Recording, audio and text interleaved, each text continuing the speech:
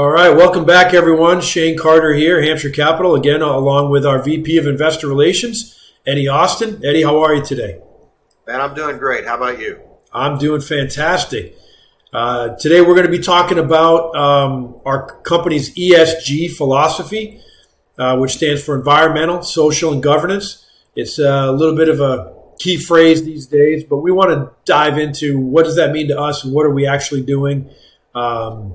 And we'll let the conversation go from there. Yeah, absolutely. I want people to see why we're passionate about it, why this is actually on our website. Yeah. So let's jump into it. You know, here at Hampshire Capital Investment, what is that ESG and what does it mean to us? All right. Well, I'm going to take them one by one, Eddie. So number one, absolutely. You know, the E is environmental. And, you know, I guess important to know is my background. I have a background in environmental sciences. That's what I studied in college. I worked as a forester, wildlife biologist, and really have an affinity for nature. That's just who I am as a person. I love being in the outdoors. I love the natural world, and I've served on boards, conserving land locally here in New Hampshire, and so I believe that that's an important part of development as well is conservation of land. So there's an important environmental aspect in my background. And, I believe that what it means to Hampshire Capital and how we implement in our business plan is, number one, is energy conservation, right? So we, in all of our renovations, look to employ low flow water fixtures, toilets, faucets, etc. We can really diminish our water consumption. That just helps. Obviously, it helps our bottom line. Let's be honest. It's really a cost saving measure as well. But it truthfully is good for the environment. Where it's appropriate too, we absolutely work with third party providers to analyze whether or not solar is intelligent, whether or not solar panels are a good investment to place on our asset. It's another potential asset enhancement that we can place there. And also EV stations. We are constantly evolving as a society, as a nation. More and more electric cars roll out. And at assets where it's appropriate, we have, again, third-party vendors that we look to work with for EV chargers to place in our assets. Mm-hmm.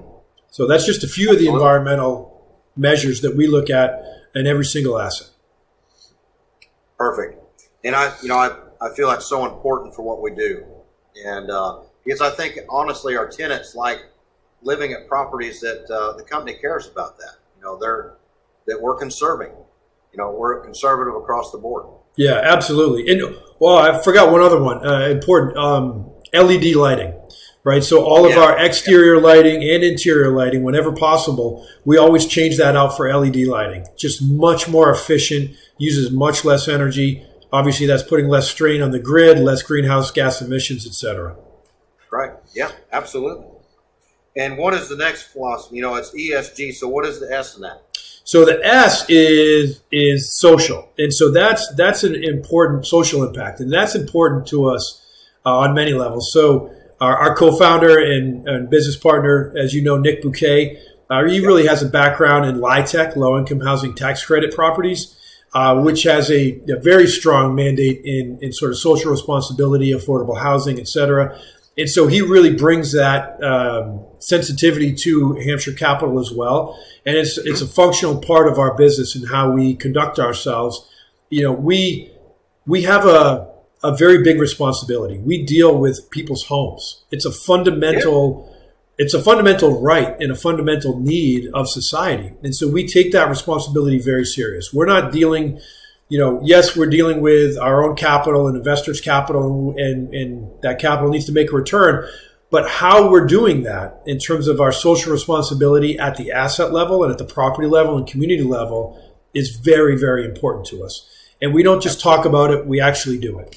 So at one of our assets in Texas, we have an aftercare, a childcare facility, right? An after-school program for the kids in the community, and it's free.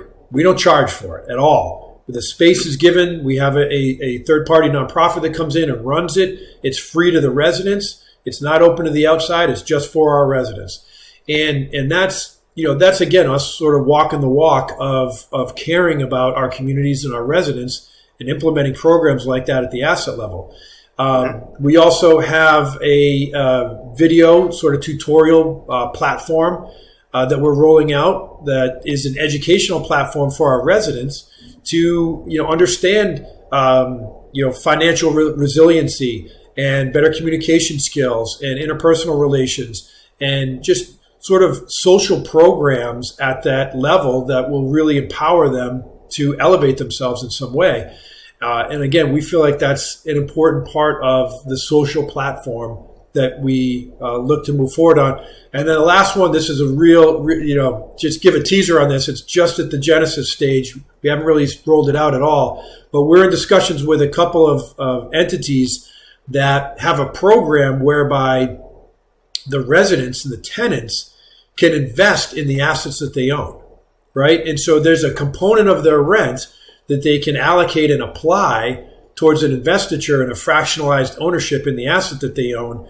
And we're looking at different programs that are going to allow us as the asset owners to allow them to participate in the equity in the asset that they live in. And that can be really powerful for residents. Oh man, that is something. Any type of income replacement in some form or fashion, and it's truly passive, is huge. And just the having a place to take your kid, not have to worry about it, man, that is it's phenomenal what we do. Yeah. And what is the last piece of this? So the G is governance, and governance is really, how we conduct ourselves, that we're committed to, to recycling in our offices. We're committed to a low paper environment. We're mostly digital anyway in everything that we do. We're conserving our resources, but more importantly too, that look, you're a part of our organization for a reason, right? And the governance part, it speaks to that, which is how do we treat our employees? What kind of culture do we have? How do we treat each other? Is this an environment of inclusiveness? Are we doing profit sharing?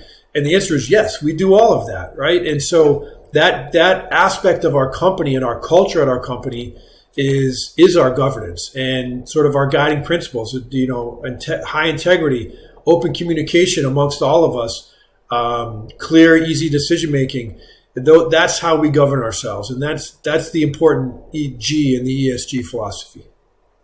I love it, man. It's right on what we do, and it's so important. And I'm very honored to be in this company, to know that we work for a company that can provide value for other people, not only our investors, our tenants, the community that we buy properties in.